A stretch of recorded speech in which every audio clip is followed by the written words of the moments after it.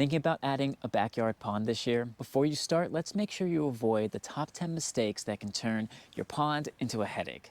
A poorly planned pond can become a murky, algae filled mess, or even worse, a hazard to the wildlife that you're trying to attract. But don't worry, we've got you covered. Stick around as we break down these mistakes and also give you tips on how you can create a thriving, low maintenance wildlife pond that supports frogs, dragonflies, and so much more. Hi, I'm Dan from the Frog Pond Veg Patch, and we're all about simple, worry free organic gardening. If you're new here, we share practical tips on connecting with nature and creating beautiful gardens that work for you. In today's video, we're diving into the 10 mistakes people make when building their garden ponds. Stick around till the end because tip number 10 is something that will truly transform your garden pond over time. A shallow pond won't support diverse plant life, and a pond that's too deep may limit plant growth. So here's how to get the perfect balance. You need a mix of shallow and deep areas in a pond in order to allow wildlife to thrive. Also, different pond plants have different requirements for how deep they need to be in the water. Also, deep areas will provide habitat for critters to overwinter. Aim to have an area in your pond that is at least 18 inches deep, or you may even need to be deeper in colder areas. And then around the edges of the pond, you can create shelves that are at least 6 inches deep. This combination of shallow shelves and deeper sections will help give you the best balance for your pond. Too much sun can lead to algae blooms, overheating, and rapid evaporation. Here's how to fix it. The best location for your pond is in partial shade. If you can't locate your pond in partial shade, you can help shade the water by using overhanging rocks and floating plants. This will help protect your pond from too much sun exposure. Plant selection for your pond is really important. Some pond plants can take over really fast and even harm local ecosystems. Avoid this common mistake. Always research pond plants to make sure they're not invasive in your area. In the US, all states should have a list of native and non-native pond plants. If you ever have any questions, reach out to local university extensions, contact them, ask questions about what's appropriate for pond plants in your area. Also, never take plants from wild ponds. This can spread invasive species, it can spread diseases. You want to keep your pond healthy, and to do that, choose plants that are both safe and suitable for your environment.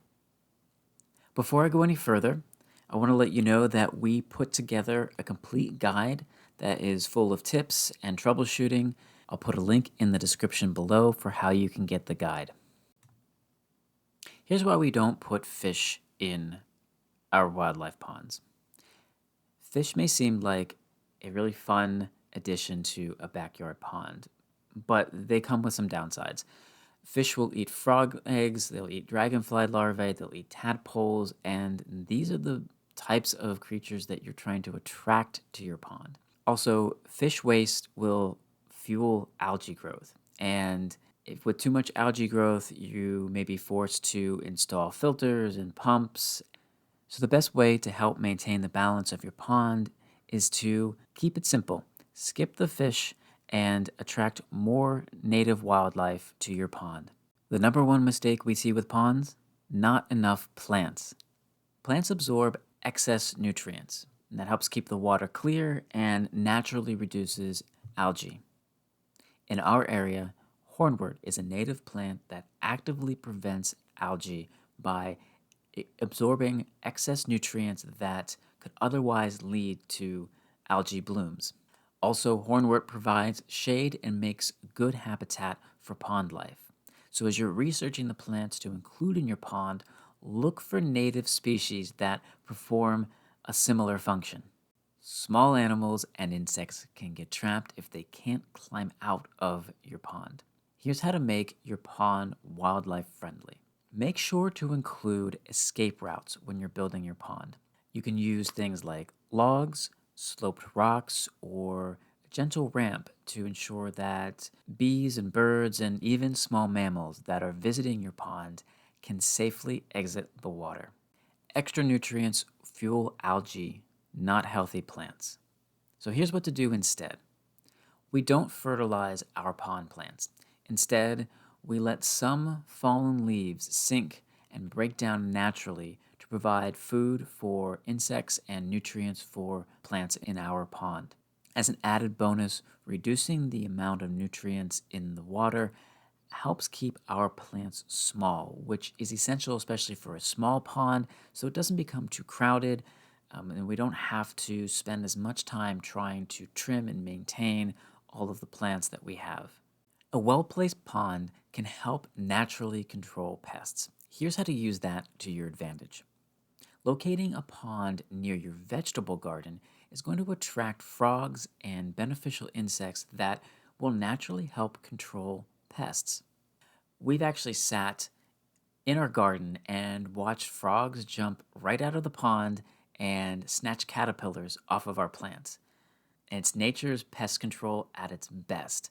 Use the pond to attract wildlife that's going to help control the pests in your garden. A healthy, balanced pond doesn't happen overnight. Here's what to expect.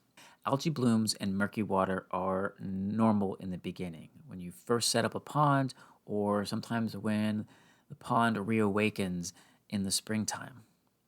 It takes time for plants to reach the right balance and for insects to find your pond and start doing their job. So have some patience. Stick to these tips, avoid quick fixes, and in a few months, your pond will naturally balance itself. The best part of a pond isn't just building it. As much fun as doing the design and construction of the pond, the best part is watching it thrive over time. Here's what makes it so rewarding. Over time, you'll see frogs move in, you'll see dragonflies hover, and plants flourish, all without needing to commit yourself to constant maintenance. It's nature working as it should, and nature on full display for you to watch and observe and enjoy. My best advice when it comes to ponds is to make sure that you can sit near your pond and watch nature at work. It's the most relaxing part of our garden. So there you have it, our 10 essential tips for creating a thriving backyard wildlife pond. Just remember to be patient, don't overcomplicate things, and let nature do its work. If you've got any questions or would like some more tips, drop them down below in the comments.